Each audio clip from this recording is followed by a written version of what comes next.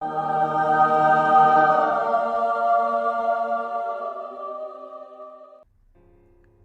हम एक खूबसूरत दुनिया में रहते हैं। ज़रा अपने आसपास देखिए। आकाश, बादल, पेड़ पौधे, पहाड़, जल, यहाँ तक कि इंसान। कभी आप सबने सोचा है कि इन सब को किसने बनाया? इन सब की रचना किसने की? बहुत सारे लोग आश्चर्य करते हैं कि दुनिया की शुरुआत कैसे हुई। पर बाइबल हमें बताती है कि दुनिया की शुरुआत, सृष्टि की रचना परमेश्वर द्वारा की गई है।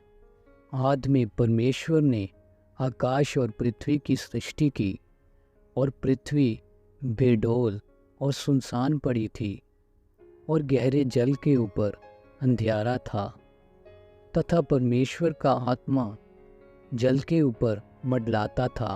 तब परमेश्वर ने कहा, उजाला हो, तो उजाला हो गया। और परमेश्वर ने उजाले को देखा कि अच्छा है, और परमेश्वर ने उजाले को अंधियारे से अलग किया, और परमेश्वर ने उजाले को दिन और अंधेरे को रात कहा। फिर परमेश्वर ने कहा, जल के बीच एक ऐसा अंतर हो कि जल 2 भाग हो जाए। तब परमेश्वर ने एक अंतर करके उसके नीचे के जल और उसके ऊपर के जल को अलग अलग किया, और वैसा ही हो गया। और परमेश्वर ने उस अंतर को आकाश कहा, तथा सांझ हुई, फिर भोर हुआ। इस प्रकार दूसरा दिन हो गया। फिर परमेश्वर ने कहा, आकाश के नीचे का जल एक स्थान में इकट्ठा हो जाए और सूखी भूमि दिखाई दे, और वैसा ही हो गया। फिर परमेश्वर ने कहा, पृथ्वी से हरी घास तथा बीज वाले छोटे छोटे पेड़ और फलदायी वृक्ष पृथ्वी पर उगे। और परमेश्वर ने सूखी भूमि को पृथ्वी कहा, तथा जो जल इकट्ठा हुआ उसको उसने समुद्र कहा। और परमेश्वर ने देखा कि अच्छा है। चौथे दिन परमेश्वर ने 2 बड़ी ज्योतियां बनाई, और उनमें से बड़ी ज्योति को दिन पर प्रभुता करने के लिए और छोटी ज्योति को रात पर प्रभुता करने के लिए बनाया, और तारागण को भी बनाया।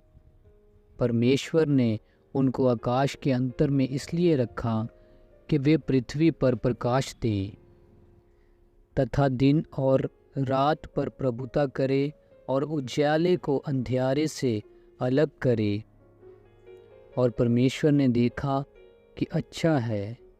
इस प्रकार सृष्टि का चौथे दिन ईश्वर ने आकाश पर सूरज, चंद्रमा और तारों को बनाया, दिन के लिए सूरज को और रात के लिए चंद्रमा तथा तारागणों को बनाया।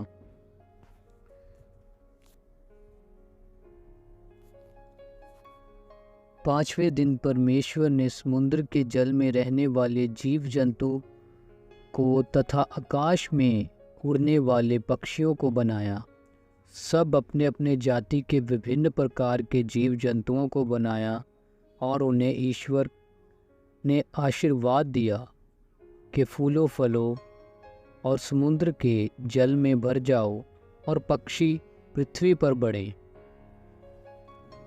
इस तरह परमेश्वर ने पृथ्वी के जाति जाति के वन के पशुओं को और सभी भूमि पर रेंगने वाले पशुओं को बनाया। सो इस प्रकार परमेश्वर ने पृथ्वी पर रहने वाले जीव जंतुओं और भूमि पर रेंगने वाले जंतुओं को बनाया। छठे दिन परमेश्वर ने मनुष्य को अपने स्वरूप के अनुसार उत्पन्न किया।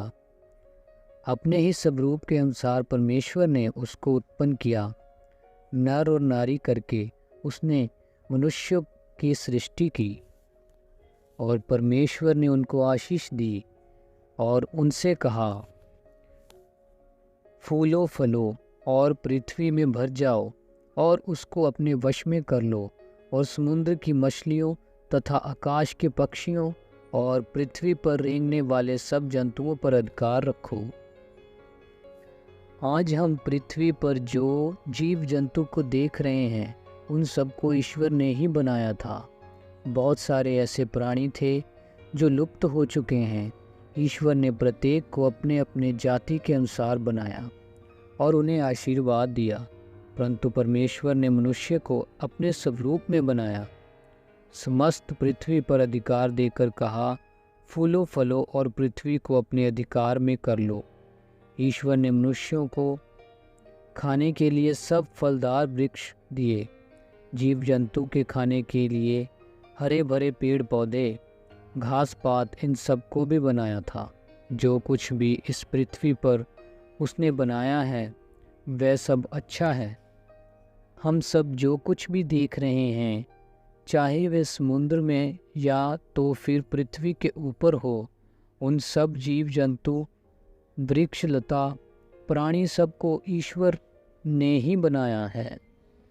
परमेश्वर ने 6 दिन में सारी सृष्टि को बनाया। 7वें दिन में वह विश्राम करता है।